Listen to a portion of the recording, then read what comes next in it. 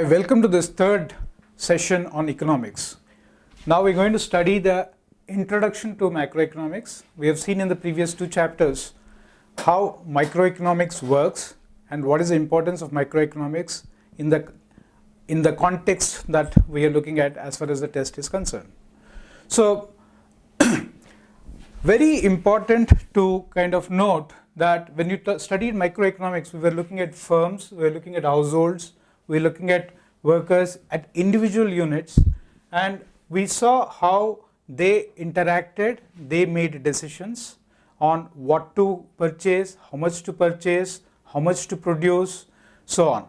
So macroeconomics, on the contrary, looks at concepts like economic growth. It's a way we need to measure the growth in a country, inflation, unemployment rates, international trade, fiscal and monetary policies. Not necessarily in that order, but these are the key things that we will look at when we study macroeconomics.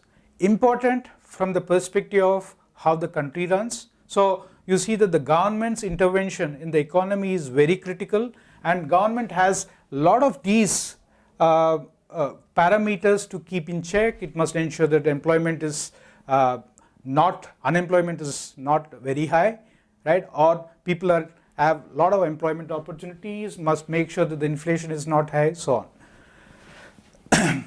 So what do we do? So since you look at the economy as a whole, so whenever we talk about macroeconomics, we are looking at this entire aggregate, right?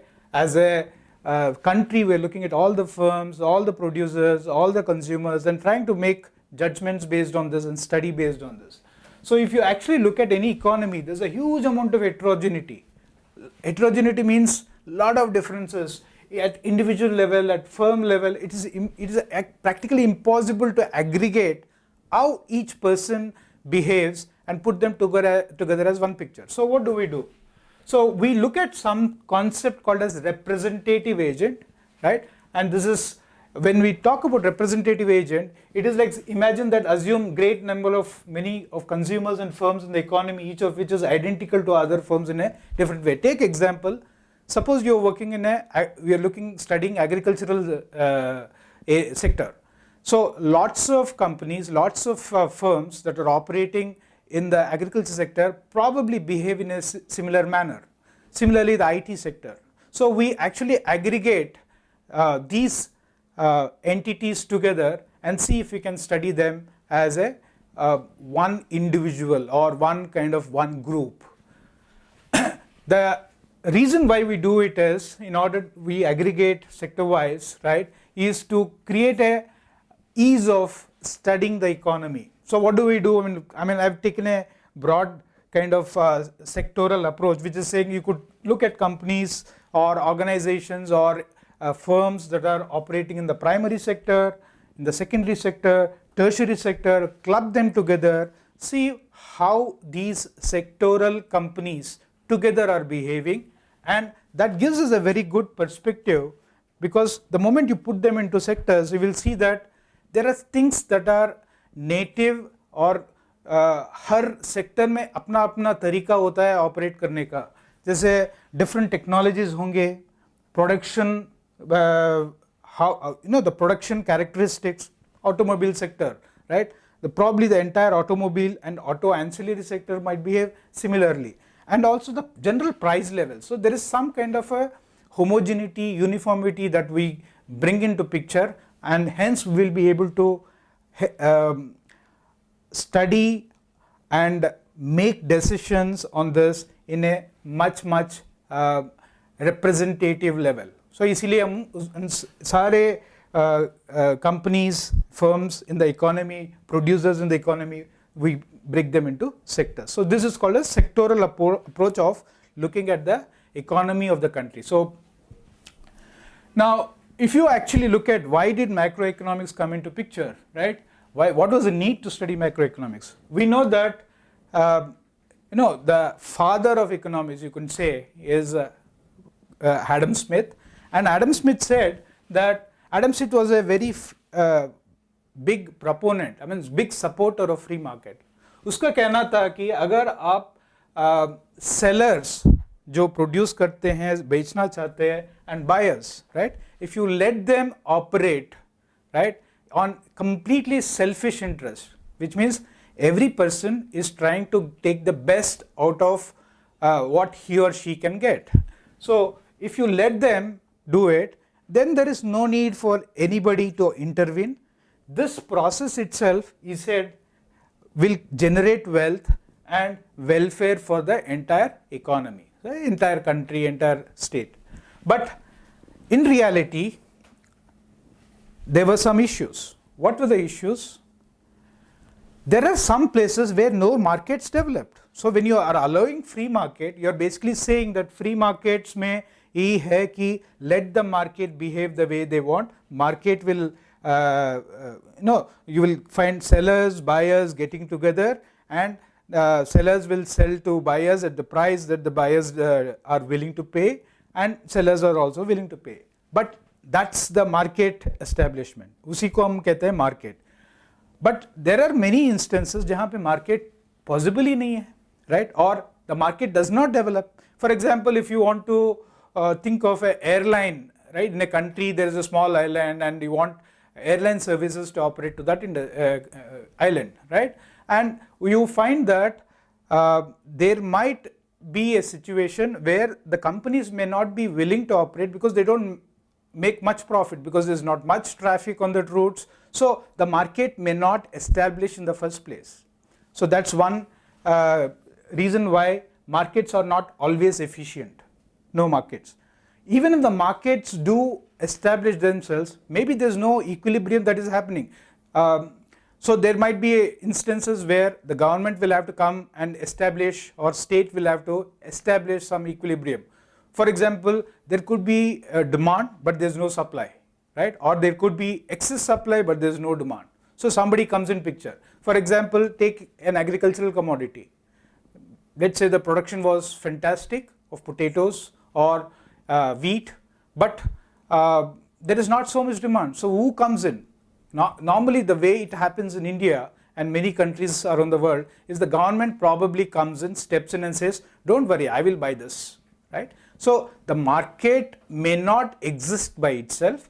So the government may have to intervene to create that market. So the equilibrium is not necessarily established. The third is social goals. You leave everything to the markets to operate on a selfish goals, which is what free market is about, right? Selfish, there is nothing, I mean, we are not talking moral thing here about selfish. Everybody is trying to do what is best for him or her. The firms are trying to make the highest profits. The consumers are trying to get the best benefit out of it, right? And hence, they may not think of things like defense of the country. Nobody, it's not under anybody's radar. कोई ये intervene करके यहाँ पे market बनाना नहीं चाहेगा. Employment, right? Not everybody is probably looking at employment. If you look at public sector units in India, right? When they were established, one of the objectives was to create employment. But if you look at a free market system, the free market system says, I don't need so many people. Maybe employment is not the objective of, let's say, the free market system. Similarly, health, will they invest in health? Will they invest in education? That may not happen because that may not mean the best profits for them. So since these markets are not necessarily efficient, right, the study of macroeconomics is very critical, because macro study also involves many things like wages, employment, right? Look at money supply, look at output, taxation policies, fiscal policies of the government, rate of interest. These are some of the parameters, not necessarily the all set of parameters, but these are some of the major policy issues or policy parameters that any macro study will involve. Now, what are the characteristics of any macroeconomic study, right? You will see that broadly there are two decision makers. One is, rather it is, I wouldn't say two decision makers, it's obviously the markets, the consumers are one, but one of the biggest players in the macroeconomic study would be the role of governments. तो government का जो role है, while you are studying microeconomics, you did not study about it. You studied about the firms, you studied about the consumers, and you saw how the two were interacting with each other with a very simple perspective कि मेरे लिए क्या सही है, what is the best for me. However, one of the biggest decision makers that you would see is the role of governments in ensuring macroeconomic stability. So you see the government comes in. Government also has a lot of regulatory bodies. You can still call that the state, right? So the SEBI, RBI, and all of these, right, are essentially entities that are set up for governing the country, and they become very critical part of the macroeconomic study. And they are mandated, right? उनका जो instruction दिया हुआ है according to Constitution of India कि you must ensure this, this, this. So the government's intervention, government का जो role है macroeconomics में बहुत ही critical है. Then you talk about the objectives. So the government's role, it comes in picture because there are some objectives that are very critical. One is about the public need and welfare, right? Are you taking care of the people in the economy, right? Are the poor, is the government or the policies of the government enabling the poor to become better off, right? And is it redeploying the resource deployment, right? Reallocation. आप tax कहीं से लेते हो, कहीं और invest करते हो, to make sure that everybody in the economy or in the country kind of become well-to-do, right? So that's one of the very important objectives of the government. So you see that public needs, roads, everything, welfare, making sure that everybody is well off or you take care of the people. And the critical way that they go about doing this is to ensure that the resource deployment is done in the most efficient manner ताकि सब लोग everybody is benefiting from that. A little bit of the history, देखिए कब शुरू हुआ इस story of studying microeconomics is it happened with what is called as a Great Depression in the United States of America and Europe, right? But the biggest effect or the first effect you could feel was in the US.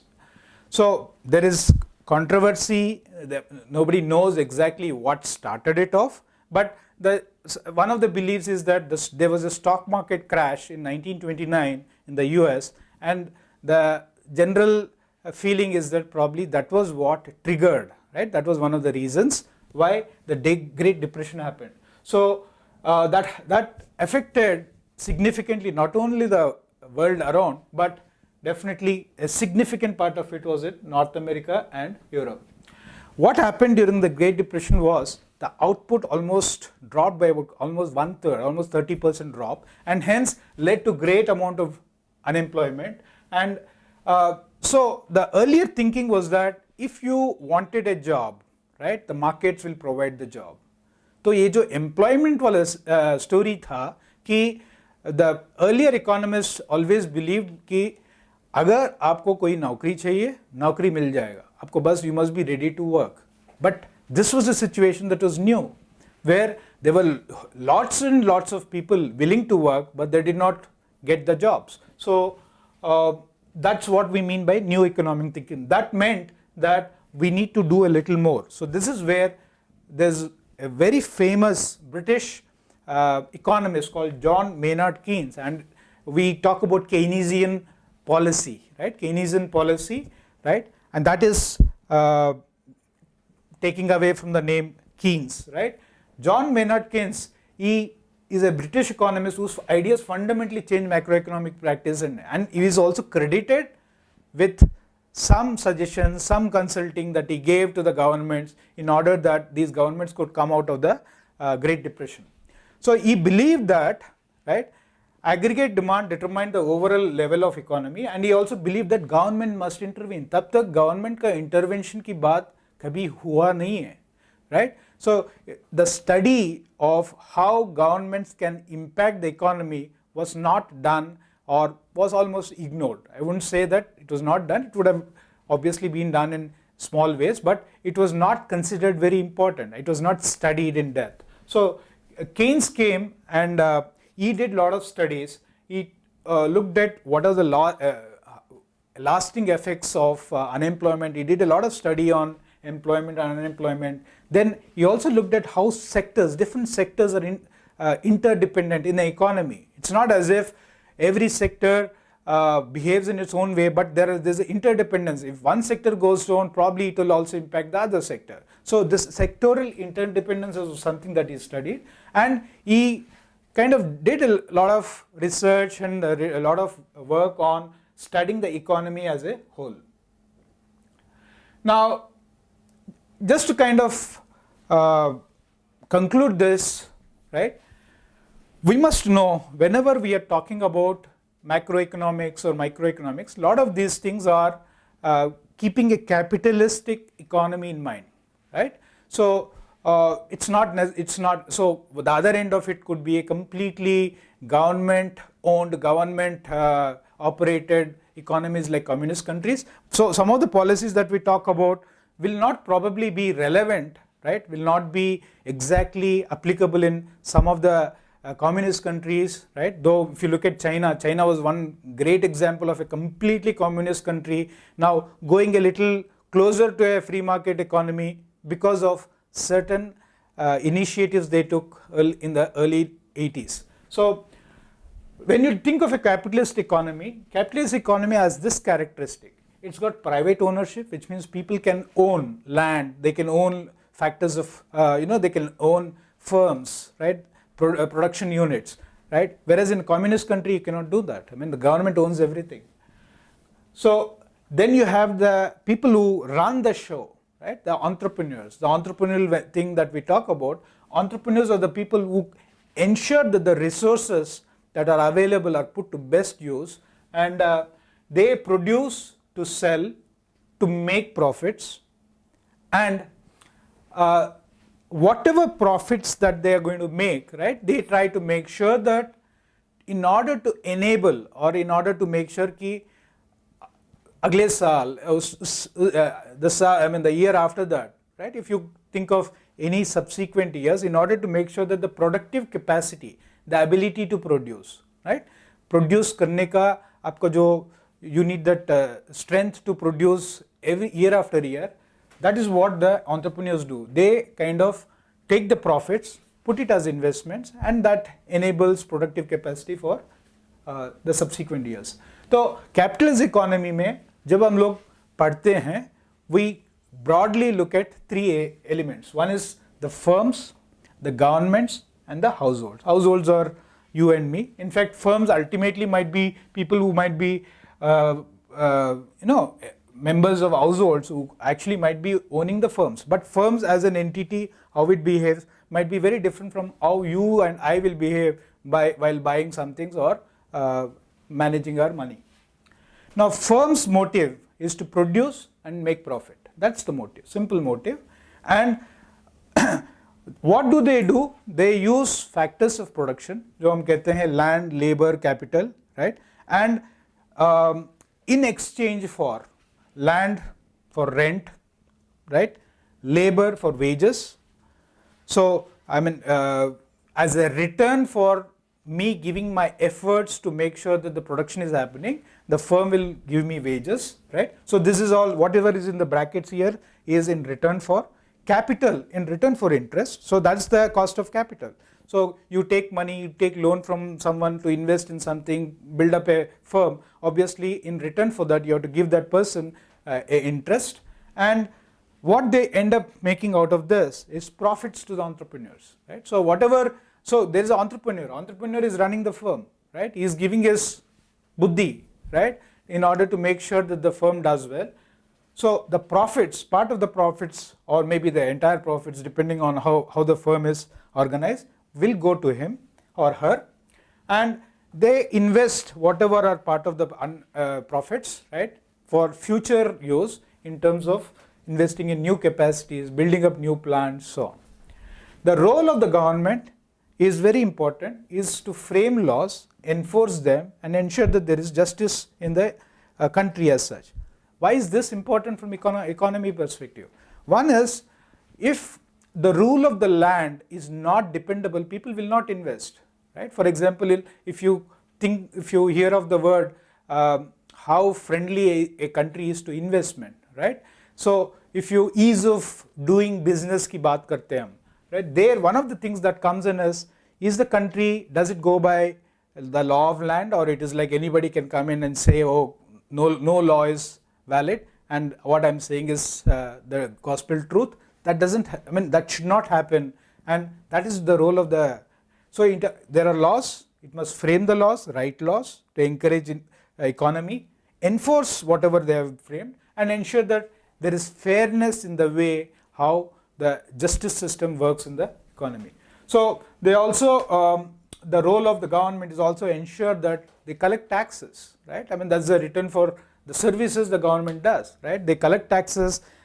Taxes is also another way of reallocating the resources. You are taking money from the rich and ensuring that it is spread a little more evenly across the country and putting it into public goods, and sometimes in the case of India also into production, right? For example, the public sector units, all these are places where the government has invested money as a part of the production. The households essentially provide the factors of production to the firms, provide land, labor, capital, and enterprise, and they also are one of the critical elements of consumption, right? If you look at India's GDP, you will see that India's GDP, close to 60% of India's GDP comes from consumption. Consumption का मतलब आप साबुन खरीद रहे हो, आप toothpaste खरीद रहे हो, you're buying bikes, buying cars, all these are part of our consumption. So that element, that constitutes close to about 60% of India's GDP. So this is a broad view that you must know, right? And a lot of what we are going to study subsequently also as lot of, as all linkages with the capitalistic economies, right? And is there a truly capitalistic economy in the country, in the world? Maybe not, right? Because even if you look at USA, which is considered probably closest to a free market, there are a lot of government intervention, socialistic policies, right, that come in. But yes, if there is a closer to the closest, you could say, to the capitalist economy, that probably is the US. A lot of other economies are actually mixed economies, where there is a free market operating and also the government intervention coming into picture. So in the next sector, which is beyond this, is the external sector, which is like the import-export market, right? This doesn't operate within the country, but it is exchange of goods across the borders. So you see that when you look at the external sector, there are two elements that we see. You import from outside, you export to the outside markets. So that's one thing. The other thing is you get inflows of investment from outside. People invest, people in US, other Hong Kong, and all these markets, Singapore, and all those people, they come and invest in the Indian markets, right? And there are lots of Indians who go and invest outside. If you look at Tata's or Birlas and any of this, they have got investments, huge investments outside of India. They produce outside of India. So that's the fourth sector, and we will, these four sectors, study of these four sectors, right, is something that we are going to look at when we talk about microeconomics. So we'll stop here. In the next session, we'll talk about how we look at national income accounting.